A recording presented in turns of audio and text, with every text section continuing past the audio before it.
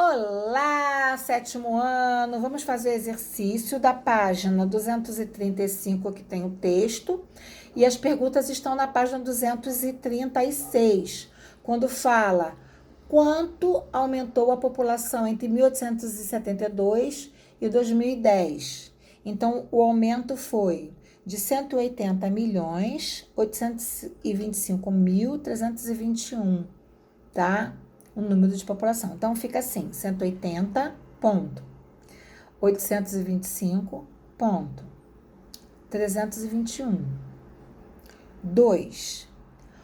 O aumento da população foi maior entre 1900, 1920, 1900 e 1940 ou em 1920 e 1940? Então, escrevam aí. O maior aumento populacional ocorreu entre 1900 e 1940.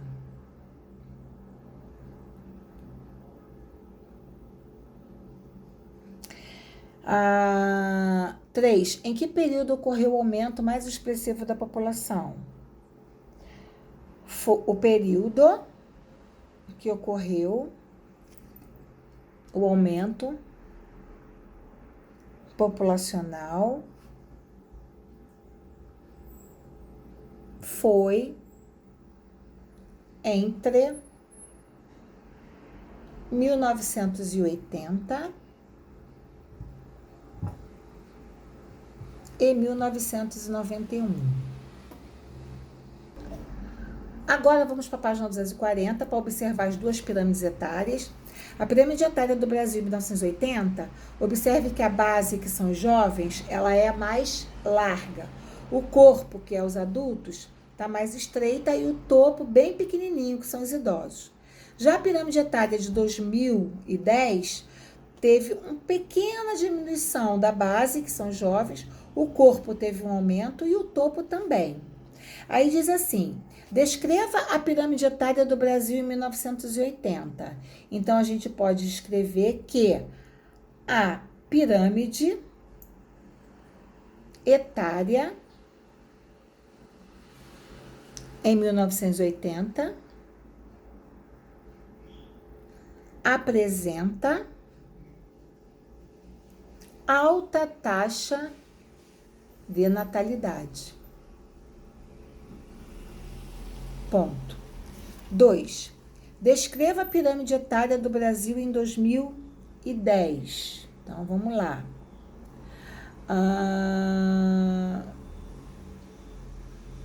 Em 2010, a pirâmide etária deu uma diminuída nos jovens, né?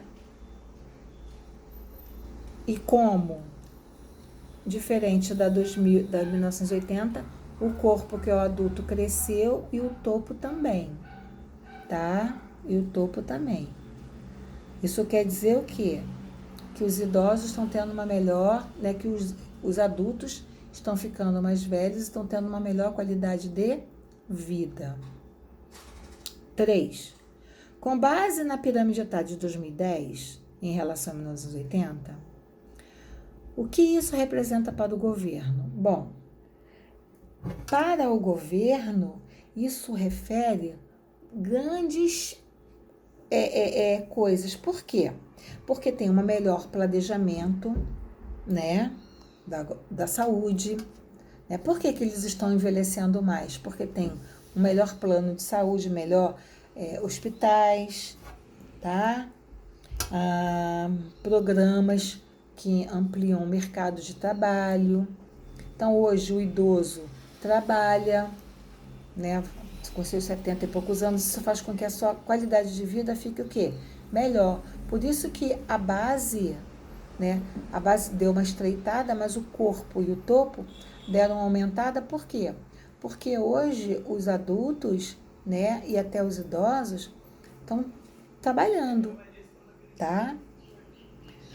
Por isso, isso representa para o governo dinheiro, né? Porque se você trabalha, você produz, você paga seus impostos. Pagando seus impostos, você tem seu dinheiro. Ok? 4. Houve aumento ou diminuição na faixa etária que caracteriza os jovens e adultos? Nós tivemos uma diminuição, pouca, mas tivemos. Observe a base de 80 e a base de 2010. Teve um pouquinho, uma diminuição bem significativa, mas teve. O que isso representa para o governo? Isso aí representa falta de mão de obra, né? Falta de mão de obra, tá? Porque quando chega a uma certa idade, os adultos e nem os jovens, não vão, os adultos, desculpa, e os idosos não vão fazer força braçal como um jovem faz. Então, falta a mão de obra. Agora, a página 242, para a gente calcular a densidade demográfica, tá? Então, a gente vai fazer uma diminuição entre a população e o território. Então, a região norte. Então, essa deu 4,12 habitantes por quilômetro quadrado. Repetindo, 4,12 habitantes por quilômetro quadrado. Nordeste, 34,15 habitantes por quilômetros quadrados. Sudeste, 86,91 habitantes por quilômetros quadrados. Sul, 47,48 habitantes por quilômetros quadrados. Centro-Oeste, 8,75 habitantes por quilômetros quadrados. E o Brasil, 22,40 habitantes por quilômetros quadrados. Aí é 2. Após realizar os cálculos, pesquise no site do IBGE a população absoluta. O que é a população absoluta? É o número total de habitantes, bem como o território do seu estado e município, calculando a densidade demográfica. Depois a gente já vai ver isso de 1 a 1, tá?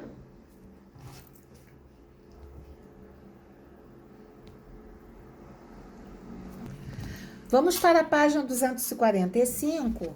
Vamos fazer novamente o cálculo, tá?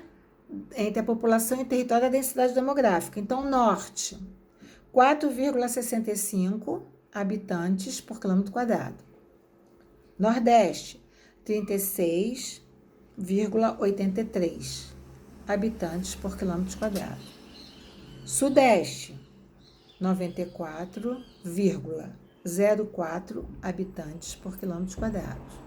Sul, 51,50 habitantes por quilômetro quadrado. Centro-Oeste, 9,88 habitantes por quilômetros quadrados. E o Brasil, 23,38 habitantes por quilômetros quadrados. Aí tá falando, que região teve maior aumento de densidade demográfica entre 2010, letra A do 2, 2010 e 2011? A região Sudeste, com acréscimo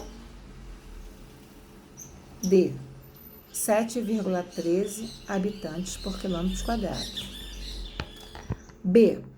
Que região teve menor aumento de densidade demográfica no período de 2010 e 2017? Região Norte. E de qual foi o aumento? 0,53 de habitantes por quilômetros quadrados. C. Qual foi o aumento das demais regiões do Brasil? Então, vamos lá. Região Nordeste, 2,68 habitantes por quilômetro quadrado. Região Sul, 3,92 habitantes por quilômetro quadrado. Região Centro-Oeste, 1,13 habitantes por quilômetro quadrado. E o Brasil, 1,98 habitantes por quilômetros quadrados. 3. A população brasileira está desigualmente distribuída no território, estando mais concentrada nas áreas perto do litoral e menos no interior. Comparando a densidade demográfica das regiões do Brasil entre 2010 e 2017, essa desigualdade continua? Continua, tá? É importante saber que, até por conta da nossa herança colonial, todo o litoral brasileiro é bem populoso, tá? Tem muita população. Mas se a gente for adentrar para dentro, a oeste do nosso território brasileiro, a gente vê vazios demográficos, tá? Então, você vai dizer que continua, que as regiões que tiveram um acréscimo significativo de população foi a Sudeste, onde a gente vive, Sul e o Nordeste. Página 246, 4. As regiões Sudeste e Sul apresentam as densidades demográficas mais expressivas em 2017, com 94,4 habitantes por quilômetro quadrado e 51,40 habitantes por quilômetro quadrado, respectivamente. Além da concentração populacional predominar na faixa litorânea, herança colonial, herança histórica, como eu tinha falado anteriormente. Há outros fatores que contribuem para esse aumento. Então, qual é? Então, são a urbanização, tá? A urbanização, ela faz com que a população se concentre naquelas regiões, tá? Que atraem por uma busca melhor de quê? De emprego, tá? Então, a urbanização foi o responsável por essas regiões em busca de melhor emprego. Vamos aqui no 5, analise a pirâmide etária brasileira de 2017 e compare com a 2010. Né? Se a gente for olhar da 17 com a 2010,